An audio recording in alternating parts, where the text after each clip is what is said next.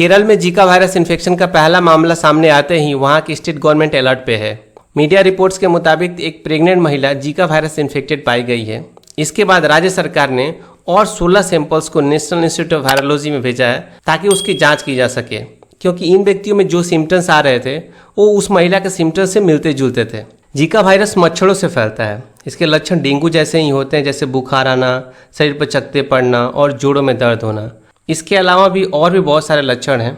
जय हिंद दोस्तों, आप देख रहे हो थिंक स्टडी यूट्यूब चैनल। मैं हूं राकेश सिंह। आज इस वीडियो में हम लोग जीका वायरस के बारे में कंप्लीट एनालिसिस करेंगे। ये जीका वायरस है क्या, कैसे फैलता है, क्या क्या इसके सिम्टम्स हैं, क्या क्या इसके ट्रीटमेंट्स हैं, सारी बातों पर हम लोग डिटेल्स में चर्चा करेंगे। मैं दावा करता हूं कि वीडियो देखने के बाद जीका वायरस के बारे में सारी जानकारी आपके सामने क्रिस्टल क्लियर हो जाएगी और आप खुद का एक ओपिनियन बना पाओगे इस वायरस के बारे में। जीका वायरस एक वायरस की फैमिली होती है, फ्लाविविराइड, उसी से बिलोंग करता है। जीका वायरस एक सिंगल स्टैंडर्ड आरएनए वायरस होता है और बेसिकली एंथ्रोपोड्स में पाया जाता है। मेनली कौन कौन से ट्रिक्स और मॉस्किटो से फैलता है वायरस। पहली बार इसको 1947 में उगांडा के जंगलों में देखा गया था। जंगल का नाम था जीका फॉरेस्ट। इसी जंगल के नाम पर इसका नाम जीका वायरस रखा गया। तो वो जैसे कि डेंगू और मलेरिया मच्छर के से फैलता है, उसी की तरह जीका वायरस भी मच्छर के द्वारा फैलाया जाता है। ये मच्छर कौन सा है? मच्छर है एडिस मॉस्किटो। एक फीमेल एडिस मॉस्किटो के द्वारा फैलता है। ये मच्छर होते हैं जो साफ पानी में पाए जाते हैं और मेनली दिन को ही काटते हैं। जीका वायरस इन्फेक्शन के लक्षण भी जैसे कि डेंगू और चिकनगुनिया जैसे ही होते हैं। इसमें माइल्ड फीवर आएगा, जोड़ों में दर्द होगी। देखो, जीका वायरस एक नई बीमारी नहीं है, ये बहुत ही पुरानी बीमारी है। इसका पहला मामला आया था 1947 में अफ्रीका में। लेकिन पहली बार लाइमलाइट में कब आया? 2015 में ब्राजील में आया था ये। उस समय एक ब्राजील में आउटब्रेक हुआ था, उसी समय दुनिया की नजरों में आया। आज ये करीब 80 से 85 देशों में फैल चुका है वायरस। ये वायरस फैलता है या तो आप एडिस मॉस्किटो मच्छर काटेगा आपको तो फैला सकता है, या किसी व्यक्ति के आप सेक्सुअल कांटेक्ट में आते हैं तब वहां से फैल सकता है, या आप किसी को ब्लड ट्रांसफर करते हैं तो वहां से इसको फैलाया जा सकता है। जीका वायरस को वर्ल्ड हेल्थ ऑर्गेनाइजेशन ने 2016 में ही पब्लिक हेल्थ इमरजेंसी घोषित किया था। अगर आपको कोई बीमारी होती है तो उसके सिम्टम्स जानने बहुत जरूरी हैं। अगर आप सिम्टम्स पहचानते हो तो लैब में टेस्ट करवाओगे, आपका रिजल्ट पॉजिटिव आएगा और जितना जल्दी हो सके आप ट्रीटमेंट ले पाओगे। अभी हम लोग देखते हैं कि इस वायरस के क्या क्या सिम्टम्स हो सकते हैं आपके। तो इसके सिम्टम्स बहुत ही माइल्ड होते हैं। इसमें माइल्ड फीवर आएगा, बॉडी में रेसेस होने लगेंगे, कंजक्टिविटीज होने लगेंगी, मसल जॉइंट पेन होता है, मलाइस होगा, हेडेक होने लगेगा। सिम्टम्स 2 से 7 दिनों में आपको देखने को मिलता है। जीका वायरस का इंक्यूबेशन पीरियड होता है 3 से 14 दिनों का। अभी देखते हैं कि जीका वायरस के कॉम्प्लिकेशंस क्या क्या होते हैं। जीका वायरस इन्फेक्शन में जो भी सिम्टम्स आते हैं वो नॉर्मली माइल्ड सिम्टम्स होते हैं, लेकिन ये वायरस बहुत ही डेंजरस हो जाता है इन केस ऑफ प्रेगनेंसी।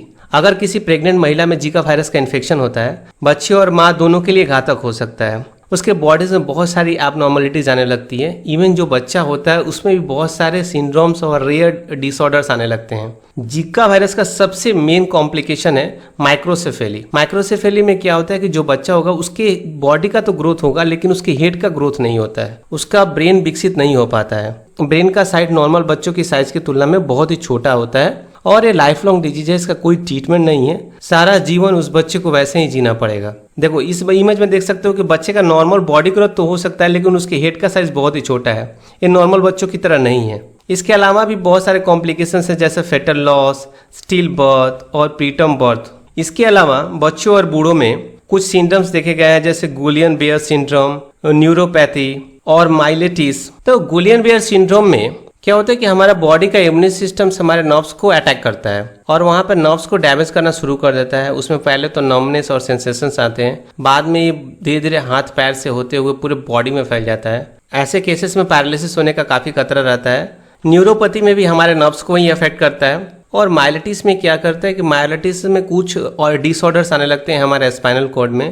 देखो, नॉर्मल केसेस में जीका वायरस के सिम्टम्स माइल्ड होते हैं, ये उतना लीदल नहीं है, लेकिन इन केस ऑफ प्रेगनेंसी ये बहुत ही डेंजरस हो सकता है। इस वायरस की जांच कैसे की जाती है? तो इस जीका वायरस इन्फेक्शन का डायग्नोसिस के लिए आपको लैब टेस्ट करवाना पड़ेगा। इसमें आप ब्लड टेस्ट भी करवा सकते हो और बॉडी के जो अदर फ्लूइड्स होते हैं, जैसे कि आपको यूरिन और सीमेन, उसका भी आप सैंपल टेस्ट करवा सकते हो। देखो, किसी भी बीमारी का सबसे बड़ा क्वेश्चन होता है कि उसका ट्रीटमेंट अवेलेबल है कि नहीं। तो मैं बता दूं कि इसका ट्रीटमेंट कोई अवेलेबल नहीं है, आपको कोई भी वैक्सीन और मेडिसिन इस वायरस के लिए नहीं मिलेगी। नॉर्मली इसके सिम्टम्स बहुत ही रेयर होते हैं, तो आप सिम्टम्स को मिनिमाइज करने की कोशिश की जाती है इस केसेस में। और आप ज़्यादा पानी पियो, और जो भी सिम्टम्स आ रहे हैं, फीवर आ रहे हैं, पेन आ रहे हैं, तो उसके लिए जो नॉर्मल मार्केट में मेडिसिन है वही यूज़ करो।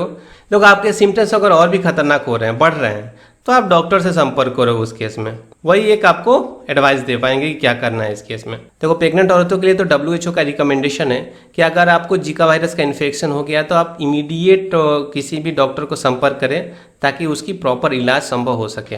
देखो, जीका वायरस का ट्रांसमिशन होता है मच्छर के काटने से। आपको एडिस मॉस्क्यूटो मच्छर आपका इसका ट्रांसमिशन कर सकता है 1 person to another person. Apart from this आपको सेक्सुअल ट्रांसमिशन भी होता है इसका।